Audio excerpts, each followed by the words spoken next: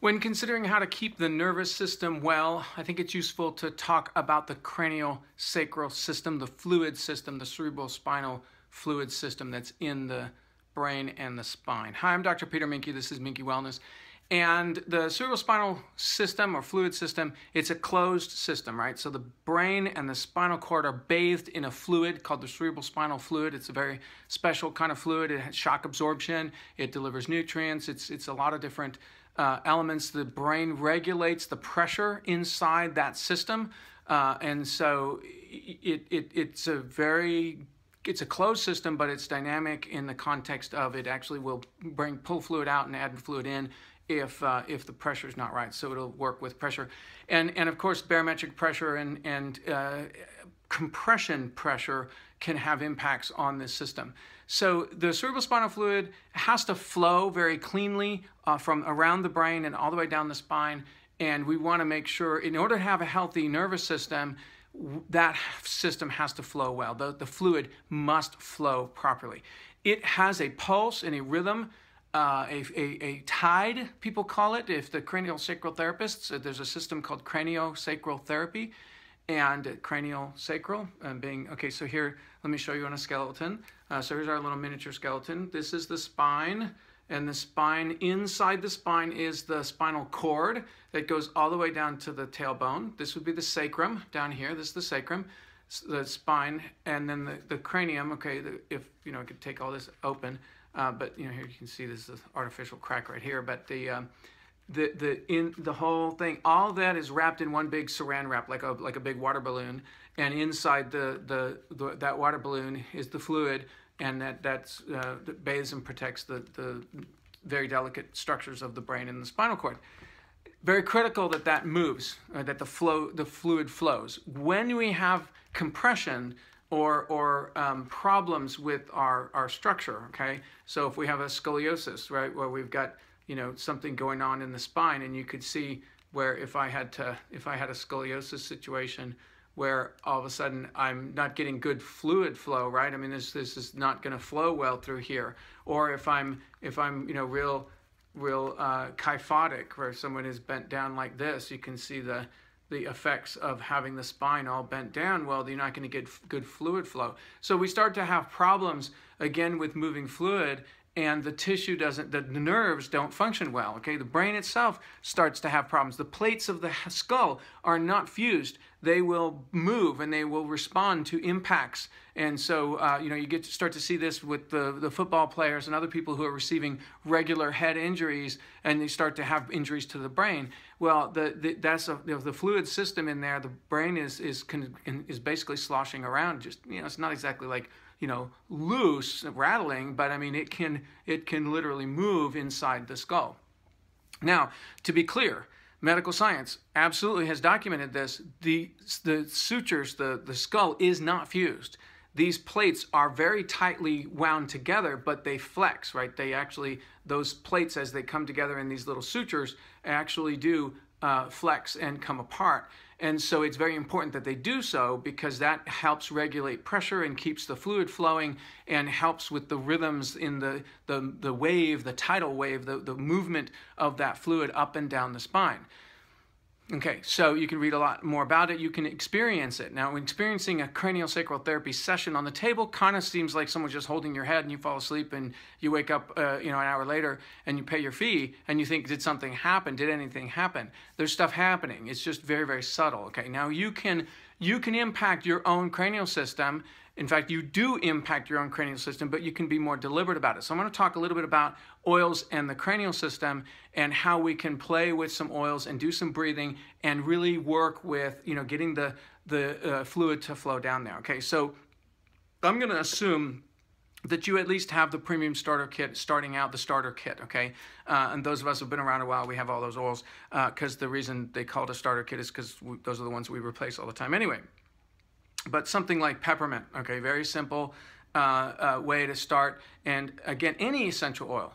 All essential oils are fat-soluble, antioxidant, you know, okay, so these are small molecules. They penetrate quickly into the fat. They're antioxidant. Now, let me go back. The membrane that surrounds the brain and the spinal cord, okay, there's the dura mater, pia mater, arachna mater, these are maters, which is M-A-T-E-R, and they are referred to layers. They're kind of like a saran wrap layer. And those layers, if they get thick and stiff, then the cranial system doesn't flow properly, okay? So the looser, the more flexible and pliable those membranes are, the better off you're gonna be across the board.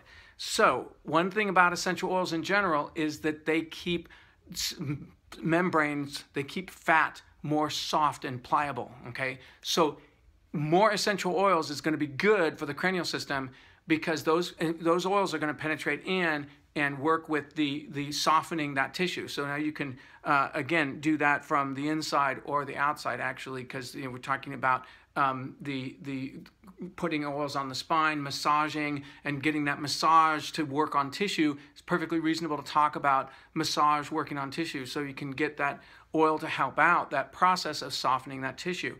So citrus fresh, wonderful blend. And this is something we can just use. I mean, this is how I use. I just put, drip, drip, drip, 8 to 10 drops of citrus fresh, put that on there. Breathe it in, imagine that, that cleansing energy of the citrus oils. If I use lemon or orange, same thing. But the cleansing, feel that go in and just imagine that I'm helping the fluid flow and keeping that fluid smooth and silky and moving well, not viscous, right? If we get it too viscous, it's too stiff, then, the membranes and the fluid itself can get thick. And so we want to, right? And then as I breathe, I can immediately, I'm just bringing, because I've done this so many times, I'm bringing my awareness to my cerebral spinal fluid, to the fluid that's inside that spine. And I immediately can tell that my whole left side is blocked, and it's blocked all the way down at the lower level. So if I feel this down here, I might take something like Valor, and I might take my Valor oil and put a little, again, I'm just talking about a few drops. Valor is that blue, very blue oil. And put that over on the spot, in this case, I'm going for my sacrum, and put that down on that left side and hold that there. I'm just going to hold that against the sacrum area. And I'm going to imagine that the oil is helping balance. It's just, how does it hurt? I'm just going to imagine that the Valor oil is helping to balance and open up the channel up my spine. And breathing that fluid up and down. Okay, so having that to go in and get the cerebral spinal fluid. I love frankincense. I happen to have a sacred frankincense, but regular frankincense is okay. There's nothing regular about frankincense. That kind of is funny. We all talk about regular frankincense and sacred frankincense. Frankincense is pretty special, no matter what kind it is. I'm going to use some sacred frankincense again. Couple 3 drops. Just in the hand, doesn't have much color. And I'm gonna imagine that coming into my head and soaking my brain. I'm gonna imagine that those molecules are going up my nose and into my brain and softening all that, opening up and having the nice wave action in the fluid, right, and feeling that fluid. And now I want to open up. Remember the video we did to open up this channel right here? This is a huge factor. We don't want that tight. So I'm going to take a combination of lavender, right? Here's my lavender. I'm going to take about 5 or 10 drops of lavender. Let's, I didn't count, so somewhere around, 6 or so. And then some peppermint. Okay, here it is. Sorry, I'm not figuring out where the camera is. And so here's I'm just going to add those 2 together. Nothing magical, just mixed, 5 or 6 or 8 drops of each of those. I'm going to just mix it right here in my hand, and then I'm going to put that right against the base of my skull, and I'm going to massage.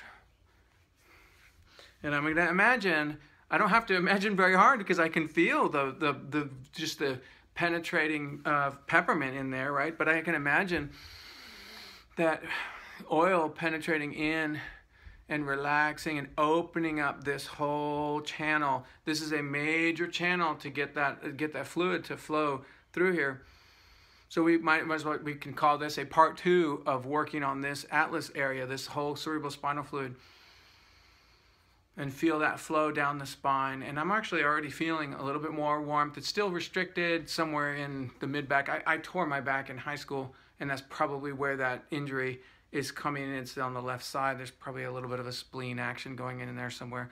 So if I did have a little spleen action, you know, I could do some massage with Loris nobilis, really good. We've used that before in our program. And if I'm using this, if it were a vitality, I could take this internally, but this one's not a vitality, so I'm going to rub that on my spleen area, which is on the left, and do a little spleen massage.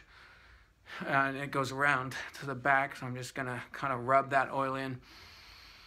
So you can see here, and just on this video, I've probably put, you know, 30 drops of oil on myself in a 10-minute period of time. Is that a lot?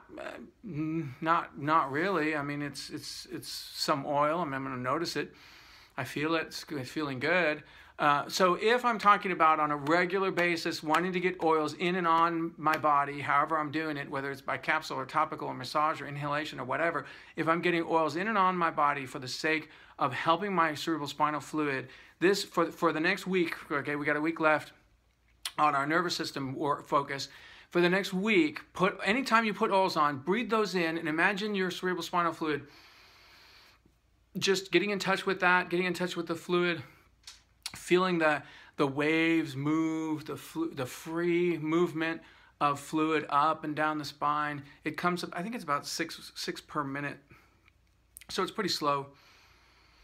You know, you're not gonna, what I'm saying is probably not gonna imagine this, you know, this kind of real quick action of movement of fluid. It's subtle. If you want to spend some time before bed, you'll probably fall asleep, you know, listening to your own cranial rhythms. But again, I'm going to work on the imagination-wise of opening up and making the membranes more pliable, making the skull more loose, open up the skull, feel the membranes again, and the fluid flowing down the spine, in the middle of the spine. And of course, I can bring all my skills into this. I can talk about the breathing and arcing, right, which we've done, the arcing inhale and the exhale and the inhale, the Aston arcing technique. So we can bring in a whole lot of these techniques that we've kind of learned over time and bring this to bear at keeping our nervous system healthy by keeping the cerebral spinal fluid flowing. And again, if I find that I'm really jammed up in some area, if I've broken my tailbone, if I've had injuries in the sacrum, if I've injuries, neck injuries, then I would probably want to soak a lot of oils on those. Imagine those oils going in, you know, and working on and getting that wonderful, you know, energy of the oils in there to work on the tissue, the antioxidant level, you know, power, all these benefits that we get from the essential oils. So it's an opportunity to focus, identify, and then focus some oils into those areas just with our imagination, or you can just do some massage directly into those areas, and of course you can do both. All right, so that's kind of our focus for the next few days, is play with this, give it a few days, see if you can kind of get familiar with this system.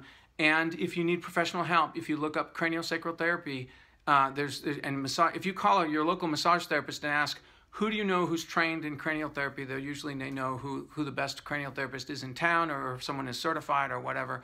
But you can look that up. A very, very powerful healing modality for the nervous system, worth putting a few dollars into some sessions and experiencing that. Like I said, it could be very subtle. It could be pretty dramatic, right? Sometimes you have an opening up of the system and you get a noticeable change. Most of the time, those sessions are much more gentle, and you kind of have it over time, and you feel, wow, I have a little better, I've got some resolution of something I've been working on, okay? Happy wellness, one day at a time. We'll keep at it, and as we go in, we're going to finish up the nervous system with a couple more videos this week, and we'll just keep going at it one day at a time.